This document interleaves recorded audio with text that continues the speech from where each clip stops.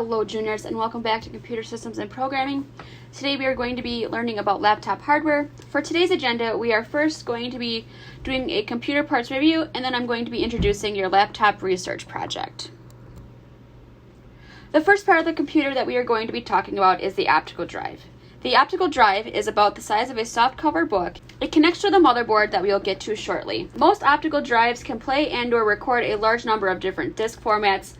Additionally, media such as CDs and DVDs are read and recorded by an optical drive. The price for an optical drive can range anywhere from $75 and up for DVDs and $100 and up for Blu-ray optical drives. Next, we have the hard drive and the solid-state drive. The hard drive is used to store large amounts of data such as operating systems like Windows, Linux, and Mac OS. And there's also other data like executable programs, aka software, and then also files. You can think of the hard drive as a long-term memory for a computer. Solid-state drives are a new generation of storage devices used in computers. SSDs replace traditional mechanical hard disk by using flash-based memory, which is significantly faster.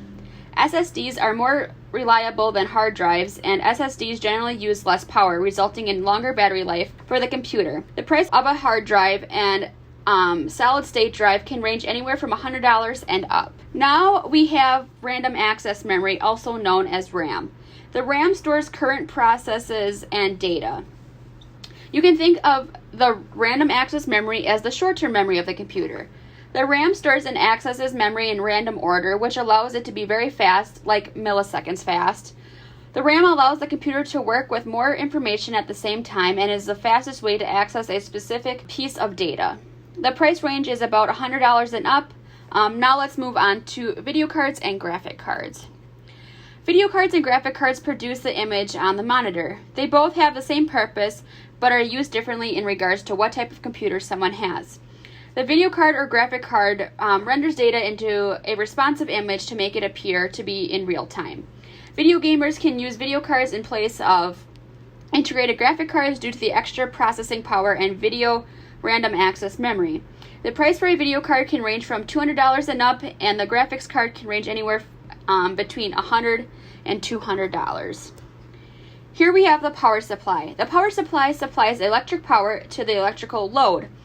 The primary function of a power supply is to convert electric current from a source to the current and frequency to power the load. The power supply has plugs to all internal ports on the CPU, which means it is oftentimes included in the case. The price range for a power supply can range anywhere from $50 and up. Now let's talk about the heatsink. The heatsink is used to cool the CPU down and is also usually included in the case and makes the most noise. The price can vary, but is typically between $25 and $200. Like I stated earlier, the CPU, or the central processing unit, is considered the brains of the computer, and it processes instructions it gathers from decoding the code of programs. The CPU has four main functions: 1, fetch; 2, decode; 3, execute; 4, write back. And the write back is what we see on the monitor. The price can range from $150 and up. Last but not least, we have the motherboard. The motherboard is the circuit board of the computer and allows the CPU, RAM, and all the other hardware components we have talked about today to connect to. The price can vary once again, but typically it is around $80 and up. Now we are going to talk about the hardware's compatibility with other internal components. For PCs, any hard drive will work as long as you know the form factor of the hard drive bays in your case and the connection types on your motherboard. Any computer motherboard and hard drive that share a supported connection standard will work with each other. Then, as of 2020, most of the optical drives on the market are DVD-ROM drives and BD-ROM drives, which read and record from those formats, along with having backward compatibility with CD, CD-R, and CD-ROM discs. Compact disk drives are no longer manufactured outside of audio devices. Next, for RAM, it is typically backward compatible in that it will still work on your motherboard if it's faster than your motherboard is designed to use. While all desktop RAM generations are the same physical size and shape, they aren't compatible. You cannot use DD23 RAM in a motherboard that only supports DDR2. That means you cannot accidentally mix your RAM modules up or you will damage the motherboard even if you buy the wrong type. Next we have the video card and graphic card compatibility. Most modern GPUs are compatible with almost any motherboard from the last decade. To know if your graphic card is compatible, you need to find the PCI Express slot. On many PCs, there will be a few expansion slots on the motherboard. Typically, they will be PCI Express, but for a graphics card, you need PCI Express x 16 slot. You really only need to check for graphics card compatibility if you're getting a dedicated GPU. Additionally, a power supply is useless if it won't connect to and power every component in the PC. Again, make sure your power supply is compatible. Most motherboards are ATX, which any ATX power supply will work with. Most power supply units and motherboards adjust their voltages to accommodate small power surges. But if it's a big one, it can fry your motherboard and all of the components connected to it. It's quite safe to install a power supply with a higher wattage rating than the power supply it's replacing because you can always plug a 20-pin power cable into a 24-pin motherboard. Currently, a lot of CPU coolers are compatible with most of the popular socket types, although there are some that only support one socket type. Besides the socket type, the layout of the motherboard can also determine which coolers will or won't fit. Conveniently, almost all modern AMD socket types use interchangeable CPU heatsinks and fans. Overall, the thermal design power value of the CPU cooler must be higher than the thermal design power of any processor. If the CPU you have isn't supported by the BIOS with the appropriate microcode patch, then it can crash and do strange things. You can't put any CPU in any motherboard.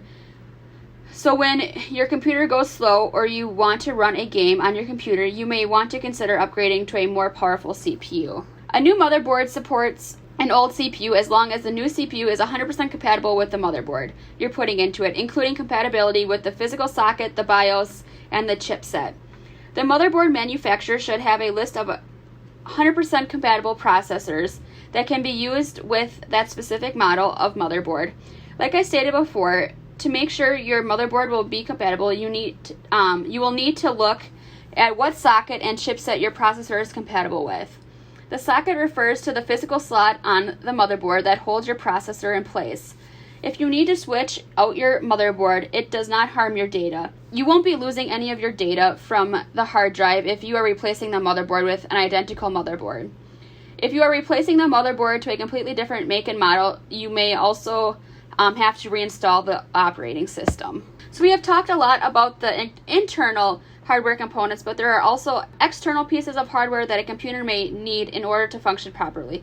So let's take a look at some of the examples. First we have the computer monitor, then we have a keyboard, next we have a mouse, a flash drive, a backup battery supply, a printer, speakers, an external hard drive, and lastly, a writing tablet that can be connected externally to a computer. Now that we have reviewed the internal and external hardware of a computer, I am going to be introducing you to our laptop research presentation. Don't be alarmed when I say research project. All I am asking for is that you go to Canvas and go to the discussion post and upload a post stating what your ITA issued laptop model is. That is one point. Then I want you to find a YouTube video that explains how to properly take apart your computer and then how to properly put it back together. That is also another point.